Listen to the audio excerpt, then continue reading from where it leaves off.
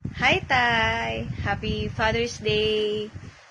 Gusto ko lang sabihin na thank you sa lahat ng sacrifices mo for us, sa amin ni Aloy. Thank you for being a hardworking and loving husband. Ayan. So, gusto ko lang malaman mo na na-appreciate ko lahat.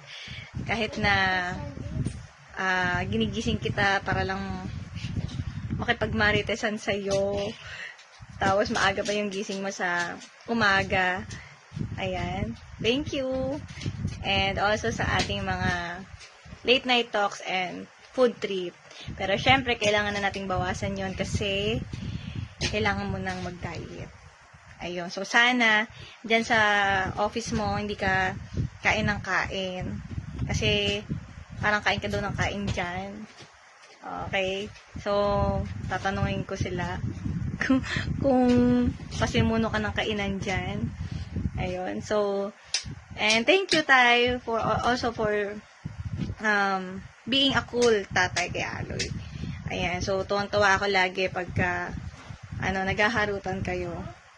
At the same time, naiinis na kasi nga ako yung nasasaktan sa harutan ninyo. Pero syempre, natutuwa ako na ganun yung relationship nyo. Kasi kahit cool ka sa kanya, sa'yo pa rin siya takot. Ayun. So, salamat, Tay. Sa lahat, na-appreciate namin lahat ng ginagawa mo para sa amin.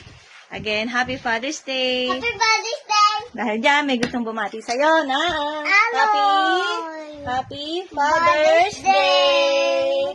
I love you, I Tatay. love you, Tatay! Tingin sa camera. Tatay. Sino ba si Tatay? Tatay? Tatay Pogi! Tatay Pogi. Tatay Bebang! Nanay Bebang.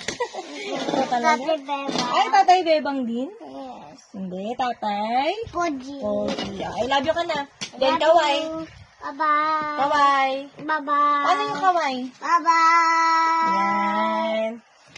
I love you. I love you. Bye-bye, Tay.